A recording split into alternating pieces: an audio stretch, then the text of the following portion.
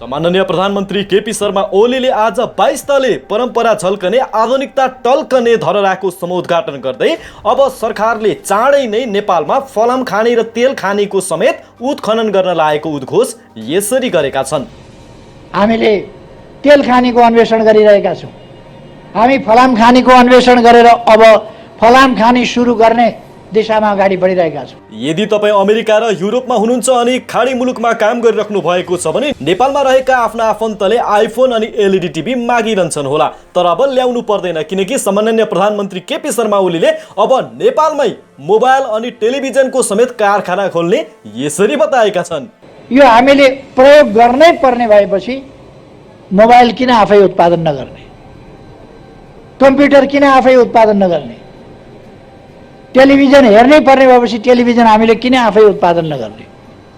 जे चिज हामीलाई चाहिन्छ ती चिजहरू हामी आफैले उत्पादन गर्नुपर्छ। यही वर्ष यानि कि 2078 सालभित्रमा नेपालका सडकमा भिखारी देखिने छैनन्। कुनै पनि गरिबले अब खाना पाउने हो कि होइन भनेर चिन्ता गर्नु नपर्ने कुरा समेत प्रधानमन्त्री केपी शर्मा ओलीले आज निर्धक्क बताएका छन्। सिँगै नेपाललाई हामी 78 सालभित्र सडक बालबालिका मुक्त, भिखारी मुक्त र सहयोगापेक्षी मानव मुक्त, कोही पनि अलपत्र हुन पाउँदैन यहाँ, किनभने यहाँ अभिभावकत्व लिने सरकार छ। जो दुखी छ, जो गरिब छ, उसको दुःख, उसको गरिबी, उसका समस्याहरू समाधान गर्ने सरकार छ। तपाईं यति बेला हेर्दै हुनुहुन्छ एक्सन नेपाल अनलाइन टिभी। तपाईको एक सब्स्क्राइब हाम्रो निम्ति उत्प्रेरणा हो। के हामीलाई सब्स्क्राइब गरिदिनुहुन्छ? नजिकै रहेको बेल आइकन दबाउन पनि नभुल्नुहोस् न है। धरहराको पुनर्निर्माण कार्य सम्पन्न भएको छ र आज पुनर्निर्मित भव्य धरहराको यस ठाउँमा उद्घाटन भएको छ। यति बेला यस घडीमा म धरहराको पुनर्निर्माण सम्पन्न भएको र पुनर्निर्मित धरहराको 20औं तल्लाबाट पुष्पवृष्टि गरेर यसको उद्घाटन गर्न पाउँदा अत्यन्तै खुसी लागेको छ। यसका बाँकी कामहरू, योसँग प्रत्यक्ष सम्बन्धित नभए पनि यसै आयोजनाभित्रका कामहरू सकेसम्म छिटै सफलतापूर्वक सम्पन्न गर्न म सम्बद्ध सबै पक्षहरूलाई, मित्रहरूलाई आग्रह गर्न चाहन्छु, आह्वान गर्न चाहन्छु। यो निर्माण गर्ने काममा डिजाइनका कामदेखि लिएर यसको हरेक पाइला पाइलामा निरीक्षण गर्ने कामदेखि लिएर यसको समग्र निरीक्षण, सुपरिवेक्षणका कामहरू गर्दै यो सफलताका बिन्दुसम्म ल्याइ पुर्याउने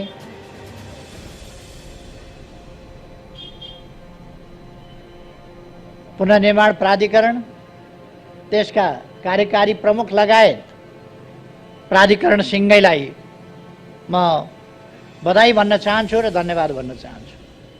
त्यसैगरी यसमा क्रियाशील रहनुहुने सम्पूर्ण इन्जिनियरहरू र अरू तमाम व्यक्तिहरू जसले दुःख मेहनत गरेर यसलाई सम्पन्न गर्नुभएको छ, सबैप्रति पनि म धन्यवाद ज्ञापन गर्न चाहन्छु। आज राति पनि मैले हेरिरहेको थिएँ, राति पनि काम चलिरहेको थियो। यसलाई लिप्ने, बढार्ने, पोत्ने अनेक कामहरू आज राति पनि देखाइराखेको मैले देखेको थिएँ। यसरी दिन रात नभनिकन यस काममा जुटेर यसलाई सफल बनाउने सबै धन्यवादका पात्र हुनुहुन्छ। यस काममा सहयोग पुर्याउने महानगरपालिका र स्थानीय तहका, प्रदेशका स्थानीय तहका सम्पूर्ण जनप्रतिनिधिहरू, यहाँका माननीय सांसद सबैलाई पनि म धन्यवाद भन्न चाहन्छु। उहाँहरूले अत्यन्तै राम्रो सकारात्मक योगदान गर्नुभएको छ। यो एउटा अत्यन्तै महत्त्वपूर्ण ऐतिहासिक काम हो। हाम्रो इतिहास, हाम्रो गौरव, यो गौरवको रूपमा नै यहाँ स्थापना गरिएको थियो र यस गौरवलाई प्रकृतिले पटक पटक ध्वस्त बनायो। पटक पटक यो पुनर्निर्माण पनि भयो। तर त्यति बेलाको प्रविधि त्यस्तै प्रकारको थियो र हामीले देखिहाल्यौँ। 72 साल वैशाख 12 गते एउटा त्रासदीपूर्ण र विनाशकारी भूकम्पले यसलाई फेरि डढायो। अघि नै हामीले सुन्यौँ, यस सन्दर्भमा यो ढल्नुसँगै लगभग 5 दर्जन मानिसहरूको ज्यान गएको छ। म उहाँहरूलाई स्मरण गर्दै अहिले पनि फेरि एकपल्ट श्रद्धासुमन अर्पण गर्न चाहन्छु। त्यति बेला त्यस दुर्घटनामा परेर पनि बाँच्न सबल भएकी चेलीलाई भर्खरै हामीले सम्मान गरेका छौँ। अरू निर्माण काममा जुट्ने साथीहरूलाई हामीले सम्मान गरेका छौँ। उहाँहरू सम्मान लायक हुनुहुन्छ र म उहाँहरूलाई फेरि पनि सम्मान भन्न चाहन्छु, जसले सम्मान प्राप्त गर्नुभएको छ। अरू पनि थुप्रै सम्मान प्राप्त गर्न योग्य योगदान गरेका व्यक्तिहरू हुनुहुन्छ, तर त्यसमध्ये छानेर हामीले सीमित गर्नु पर्यो सम्मान प्राप्त गर्ने व्यक्तिहरूलाई। स्वाभाविक हो कि सबैलाई सम्मान गर्न सम्भव पनि भएन र त्यसमध्ये अग्रणी भूमिका खेल्नेहरूलाई हामीले सम्मान अर्पण गरेका छौँ। हामीले धरहराको पुनर्निर्माण एउटा नेपालको गौरव, काठमाडौँ चिनिने एउटा काठमाडौँको परिचय, नेपालको परिचय, नेपालको गौरव र यससँग एउटा इतिहास पनि जोडिएको छ। यसरी हामीले यसलाई ढलिरहन दिनु हुँदैन थियो र यसमा यद्यपि मैले 72 साल फागुन 4 गते सुरु गरेको मै बनाउँछु मेरो धरहरा अभियान अन्तर्गत हरेक नागरिकले आफ्नो तर्फबाट गर्ने योगदानबाट नै हामी धरहरा बनाउँछौँ भन्ने अभियान थालेको थिए। तर त्यो अभियान त्यस रूपमा अगाडि जान सकेन। त्यसका कारणहरूतर्फ म जान चाहन्न, तर जान सकेन। तर पनि फेरि हामीले अर्को अभियान सञ्चालन गर्नु पर्यो, तर त्यो अभियानको अंश र मात्रा यसमा जोडिएको छ। अर्थात् त्यस अभियान अन्तर्गत तत्कालै मैले घोषणा गर्ने बित्तिकै केही व्यक्तिहरूले सहयोग गर्नुभएको थियो। त्यसै स्थानमै सहयोग गर्नुभएको थियो र मैले अहिले नाम बिर्सेँ, उहाँले बताउनु भएको थियो। उहाँले तत्काल 1000 रुपियाँ दिएर सुरु गर्नुभएको थियो। एकजना व्यक्ति त्यहाँ उपस्थित भएको सर्वसाधारण, त्यहाँबाट त्यसको अभियानको सुरु भएको थियो र सायद 36 करोड जति रुपियाँ त्यसमा उठ्यो होला। 24 करोड रकम उठेको रहेछ। जे होस्, देशभित्र र बाहिर रहेका थुप्रै नेपालीहरूको 24 करोड यसमा सहयोग पनि परेको छ। अर्थात् जनताका विभिन्न सहयोगका सहभागिताका आयामहरू छन् यसमा, भावनाका आयामहरू छन् यसमा। अघि नै साथीहरूले भन्नुभयो, हामीलाई किन धरहरा भाँचिँदा मन भाँचिन्छ, धरहरा ढल्दा किन हामी आफै ढले जस्तो लाग्छ र धरहराको भग्नावशेष हेर्दा आफ्नो इतिहास नै एउटा खण्डहर भएको जस्तो लाग्छ र किन हामी धरहरा उठ्दा आफै फेरि बौरिएर उठे जस्तो लाग्छ। यो हाम्रो भावनासँग जोडिएको छ, हाम्रो गौरवसँग जोडिएको छ, हाम्रो अतीत र इतिहाससँग जोडिएको छ। त्यसै कारण यसलाई उस्तै देखिने गरी हाम्रो नारा नै थियो, अझ राम्रो बनाउने, बिल्ड बेटर। त्यो नारा हाम्रो थियो, अझ राम्रो बनाउने। र मैले पुनर्निर्माणका कामहरूमा अथवा निर्माणका कामहरूमा भन्ने गरेको छु, भरसक हाम्रो इतिहास झल्कियोस्, हाम्रो विगतको गौरव झल्कियोस् र आजको आधुनिकता पनि टल्कियोस्। इतिहास झल्किने, आधुनिकता टल्किने, त्यस प्रकारको धरहरा र आधुनिक सामग्रीहरू प्रयोग गरेर अब नभत्किने खालको धरहरा।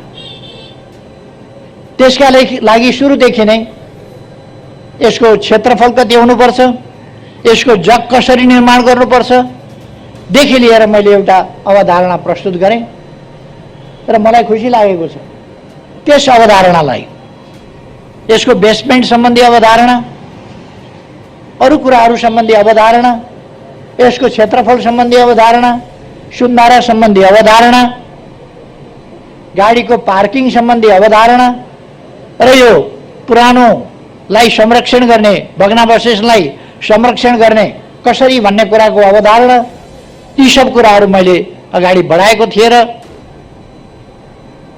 त्यसलाई पुरातत्व विभाग लगायत डिजाइनरहरूले ती सबै कुराहरूलाई ध्यानमा राखेर गरिदिनु भयो। त्यसकारण मलाई अत्यन्तै खुसी लागेको छ कि ती अवधारणाहरू अनुरूप नै हामी अगाडि बढ्न सक्यौँ।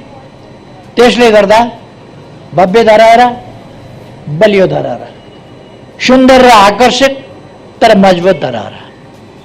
पहिलेको धरहरा भन्दा यो 22 मिटर, यो पछिल्लो होइन, पहिले निर्माण गर्दा सुरुमा 11 तले हुँदाखेरि जति थियो 62.88 मिटरको थियो त्यस बेला, तर 62.88 मिटरको ठाउँमा अहिले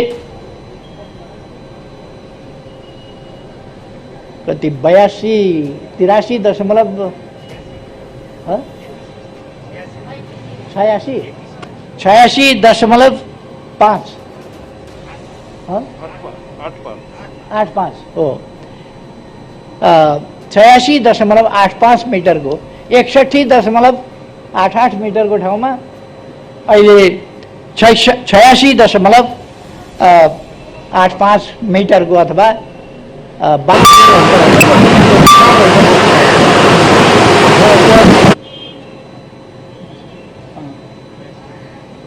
जे होस्, पहिलेको भन्दा 24-25 मिटर 25 मिटर अल्गो रहेछ र मजबुत छ यो। यसको जग, यसको बनावट, यसमा प्रयुक्त मेटेरियल सबै हिसाबले यो मजबुत छ। यो खुसीको कुरा हो। यससँगै हामीले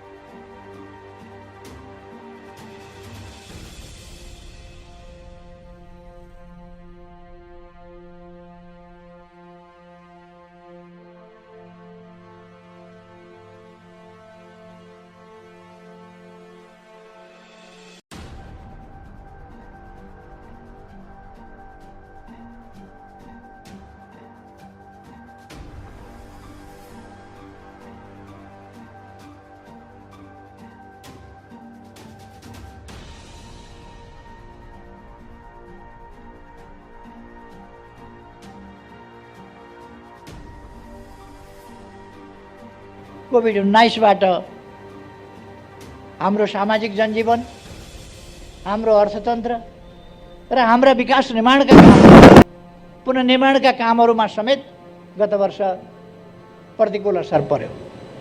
तर पनि हामीले हिम्मत हारेनौँ। कोभिडकै बिचमा कामलाई तीव्रता दियौँ। रानी पोखरी निर्माण भयो, अरू कामहरू सम्पन्न भए, धरहरा सम्पन्न भयो कोभिडकै बिचमा। अर्थात् कोभिड भयो भनेर हामी निराश भएर बसेनौँ। कोभिडको सम्बन्धमा अपनाउनु पर्ने सतर्कता अपनाउँदै हामीले निर्माणका कामहरूलाई अगाडि बढायौँ। यति बेला म त्यस त्रासदीपूर्ण दुर्घटनाबाट नेपालभरिमा जुन क्षति भयो त्यो अत्यन्तै दुःखद छ। यहाँ क्षति भएको छ, धेरैको जीवन गएको छ। त्यस सन्दर्भमा यहाँ धरहरा ढलेकोबाट त्यससँग सम्बन्धित दुर्घटनामा जीवन गुमाएका परिवारहरूलाई यहाँ सिर्जना हुने जब अपर्च्युनिटिज, कामका अवसरहरू जो यससँग सम्बन्धित, यहाँ पार्किङ छ, यहाँ गार्डन छ, यहाँ अरू चिज छन्, यहाँ धरहरा छ, यसमा सिर्जना हुने अवसरहरू र यसले यहाँ हुनेमा प्राथमिकताका साथ जसको निधन भएको छ यहाँ तिनका परिवारहरूलाई एकजना परिवार कमसेकम एउटा सदस्यबाट एकजनालाई प्राथमिकताका साथ रोजगारी उपलब्ध गराइनेछ। र हामी बाँचेकाहरूलाई हामीले सम्मानित गरेका छौँ, सम्मानित गर्नेछौँ। जसलाई यहाँ पुग्दैन अथवा कामको प्रकृति मिल्दैन त्यस्तालाई अरू ठाउँमा पनि हामी अब उपरान्त धरहरा ढल्दैन त्यो सुनिश्चितता हामीले गरेका छौँ। त्यसकारण यो अन्तिमपल्ट धरहरा जुन ढल्यो त्यसबाट भएको क्षतिको सम्बन्धमा हामी अलिकति बढी संवेदनशील पनि छौँ र धरहराको मात्रै पुनर्निर्माण होइन, धरहराबाट जुन क्षति भयो त्यसको पनि पुनरुत्थान, त्यतापट्टि पनि हामीले ध्यान दिनेछौँ भन्ने कुरा म यहाँ राख्न चाहन्छु। अब म धेरै कुराहरू भन्नुभन्दा पनि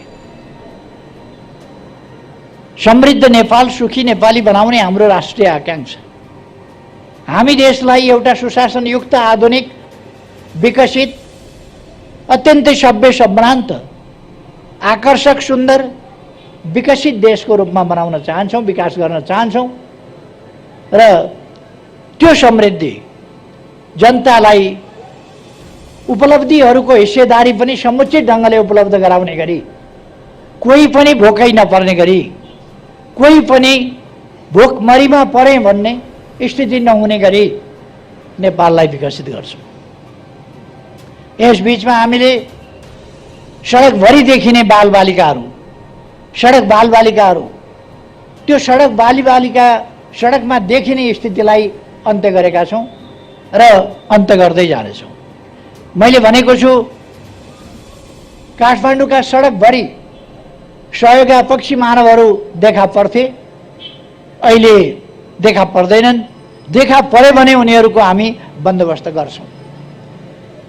त्यसर्थ यो 2078 साललाई हामीले विभिन्न ढङ्गले अनेक कुराहरू नयाँ नयाँ घोषणा गरेका छौँ। 2078 साल सडक बालबालिका मुक्त, सडक सहयोगापक्षी मानव मुक्त र सडक भिखारी मुक्त नेपाल हुनेछ। सँगै नेपाललाई हामी 78 सालभित्र सडक बालबालिका मुक्त, भिखारी मुक्त र सहयोगापेक्षी मानव मुक्त, कोही पनि अलपत्र हुन पाउँदैन यहाँ, किनभने यहाँ अभिभावकत्व लिने सरकार छ। जो दुखी छ, जो गरिब छ, उसको दुःख, उसको गरिबी, उसका समस्याहरू समाधान गर्ने सरकार छ। यति बेला म नेपाली जनतालाई, सम्पूर्ण दिदीबहिनी दाजुभाइहरूलाई आग्रह गर्न चाहन्छु, देश हामीले बनाउने हो, हामीले बनाउने हो देश। र हामी बनाउन सक्छौँ। हामी सहयोगापेक्षी भएर बस्ने होइन, हामी कर्मठ भएर बस्ने हो।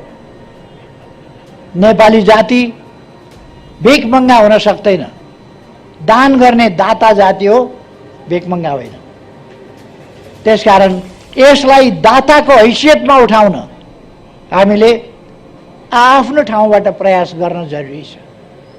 हामीले हाम्रो देशलाई सम्पन्न र एउटा दाता राष्ट्रको रूपमा, अहिले त हामी दाता कहाँ भेटिएला भनेर सहयोगको अपेक्षा गर्ने अवस्थामा छौँ। यस अवस्थालाई हामीले फेर्नुपर्दछ। हामीसँग स्रोतहरू छन्, हामीसँग खनिजहरू छन्, हामीसँग उर्वर जमिन छ, हामीसँग नदीनालाहरू छन्, हामीसँग हिमाल छ, हामीसँग पहाडहरू छन्, हामीसँग उपत्यकाहरू छन्, हामीसँग तराई छ, हामीसँग भौगोलिक विविधता छ, जैविक विविधता छ, वनस्पतीय विविधता छ। यो साधारण कुरो होइन। हामीले विविधता अनुरूपका उत्पादनहरू गर्न सक्छौँ। हामी खाद्य वस्तुहरूको उत्पादन, आवश्यक उपभोग्य सामग्रीहरूको उत्पादन गर्न सक्दछौँ। त्यसका लागि चाहिने कच्चा पदार्थ हामी आफ्नै देशमा पाएसम्म आफ्नै देशको उत्खनन गर्छौँ, प्रशोधन गर्छौँ र त्यसलाई कच्चा पदार्थको रूपमा अगाडि बढाउँछौँ। हामीले तेल खानीको अन्वेषण गरिरहेका छौँ। हामी फलाम खानीको अन्वेषण गरेर अब फलाम खानी सुरु गर्ने दिशामा अगाडि बढिरहेका छौँ। त्यसो गरेपछि हामीसँग आइरन एन्ड स्टिल, त्यसको लागि बाहिर जानु पर्दैन। हामी अरू अटोमोबाइल्स आदिका फ्याक्ट्रीहरू, इलेक्ट्रोनिक गुड्स, त्यसका निम्तिका सामग्रीहरू आफै उत्पादन गर्न सक्छौँ। त्यसै कारण हामी अब विभिन्न चिजहरू आफ्नै देशमा, रासायनिक मल आफ्नै देशमा, इलेक्ट्रिक गाडी आफ्नै देशमा, लगायतका चिजहरू, अरू मेसिनरी सामानहरू, यो हामीले प्रयोग गर्नै पर्ने भएपछि मोबाइल किन आफै उत्पादन नगर्ने, कम्प्युटर किन आफै उत्पादन नगर्ने, टेलिभिजन हेर्नै पर्ने भएपछि टेलिभिजन हामीले किन आफै उत्पादन नगर्ने। जे चिज हामीलाई चाहिन्छ ती चिजहरू हामी आफैले उत्पादन गर्नुपर्छ। हामी उत्पादक हुनुपर्दछ, उपभोक्ता मात्रै होइन। अहिलेसम्म हाम्रो ट्रेन्ड उपभोक्तावाला ट्रेन्ड छ। हामी जे पनि उपभोक्ताको रूपमा उपभोग गर्छौँ, बाहिरबाट आयात गर्छौँ, दुःखले कमाएको पैसा बाहिर पठाउँछौँ, अरूको बजार बन्छौँ, आफ्नो सामान उत्पादन गर्न सक्दैनौँ। यो स्थितिको अन्त्य गर्नुपर्छ। यो स्थितिको अन्त्य गर्नका लागि नै सरकार लागेको छ र यसका नतिजाहरू देखा पर्न थालेका छन्। हरेक क्षेत्रमा अत्यन्तै तीव्र गतिका साथ काम गरिरहेका छौँ। आज बिहान मात्रै हामीले वीरेन्द्र सैनिक अस्पताल, त्यस ठाउँमा अर्को 750 बेडको आधुनिक सुविधा सम्पन्न भव्य अस्पतालको शिलान्यास गर्यौं, जहाँ आकस्मिक रूपले आइपर्ने समस्याहरू, अप्ठ्याराहरू 6000 सम्मलाई सम्बोधन गर्न सक्ने, उपचार गर्न सक्ने गरीका 6000 थपलाई उपचार गर्न सक्ने र नियमित रूपमा 750 बेडको स्तरीय विभिन्न विधाहरूमा उपचार गर्न सक्ने त्यस प्रकारको अस्पतालको शिलान्यास हामीले गरेका छौँ। हामीले शिक्षाको क्षेत्रमा विश्वविद्यालयहरू, विद्यालयहरू, महाविद्यालयहरू, अरू विभिन्न निर्माणका कामहरू गरिरहेका छौँ। अस्ति भर्खर मात्रै हामीले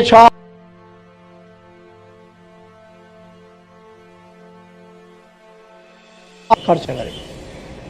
अस्ति भर्खर मात्रै हामीले हरेक पालिकामा पुग्ने गरी कमसेकम हरेक पालिकामा पुगुन् त्यसरी 396वटा अस्पतालहरू निर्माण सुरु गरेका छौँ।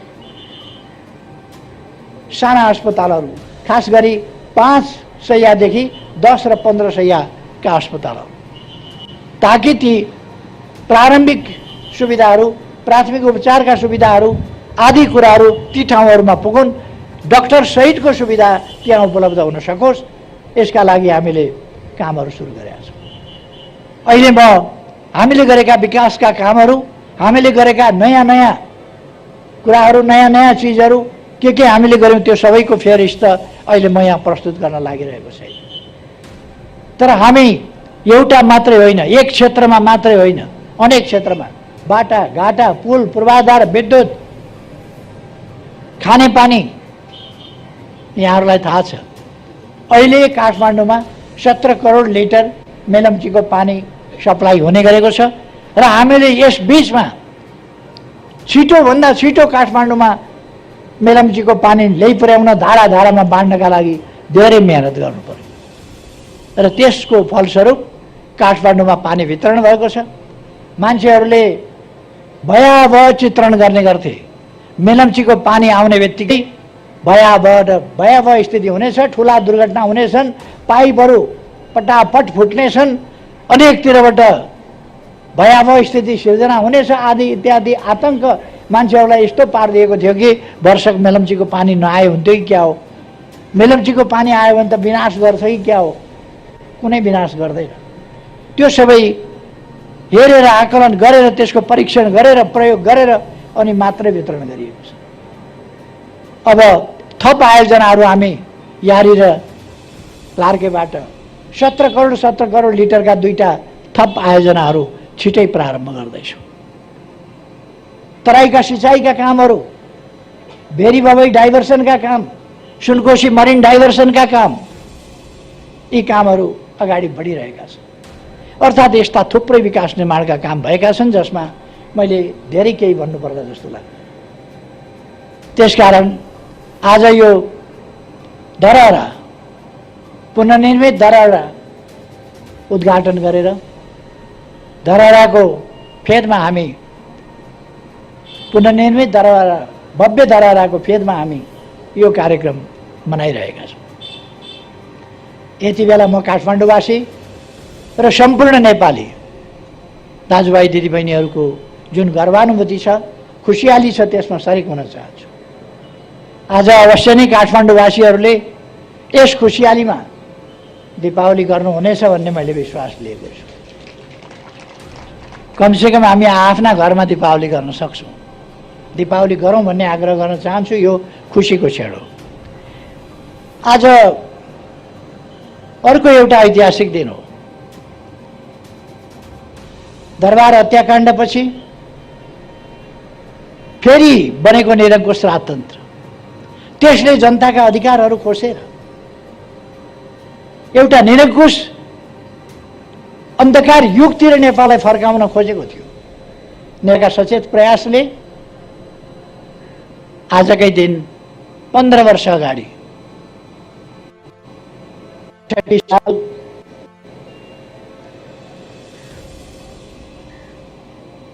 वैशाख 11 गते सफलता प्राप्त गरेको थियो र यसलाई हामी लोकतन्त्र दिवसको रूपमा पनि भन्ने गरेका छौँ, मनाउने गरेका छौँ। यस लोकतन्त्र दिवसको सन्दर्भमा पनि म सम्पूर्ण नेपाली दाजुभाइ दिदीबहिनीहरूमा हार्दिक बधाई भन्न चाहन्छु, धेरै धेरै शुभकामना भन्न चाहन्छु। लोकतन्त्र सुदृढ हुँदै गएको छ। लोकतन्त्रलाई कमजोर पार्न खोज्ने दक्षिणपन्थी प्रतिक्रियावादी शक्तिहरू कमजोर हुँदै गएका छन् र विभिन्न प्रकारले देश, जनता, विकास, समृद्धि, जनताको सुखसँग मतलब नभएका स्वार्थमा तल्लीन तत्त्वहरू छटपटाइ पनि रहेका छन्। यसमा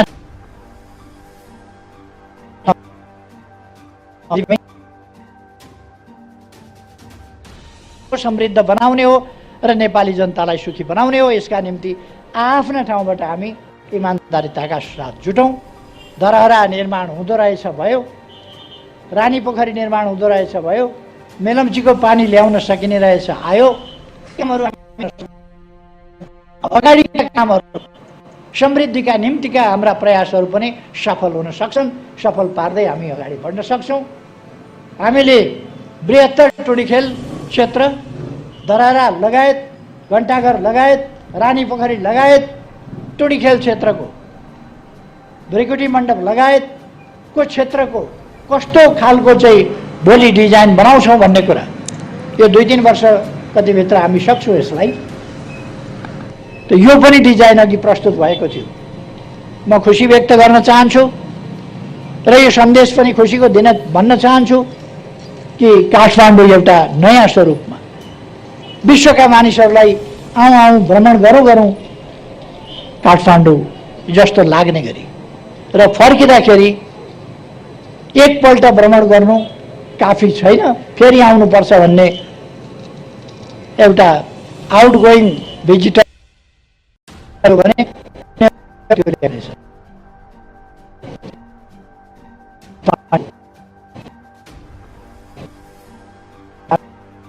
बनाऊ। यही आग्रहका साथ आजको यस खुसियालीमा सबैसँग म खुसी सेयर गर्दै आफ्नो भनाइ टुङ्ग्याउँछु। धन्यवाद।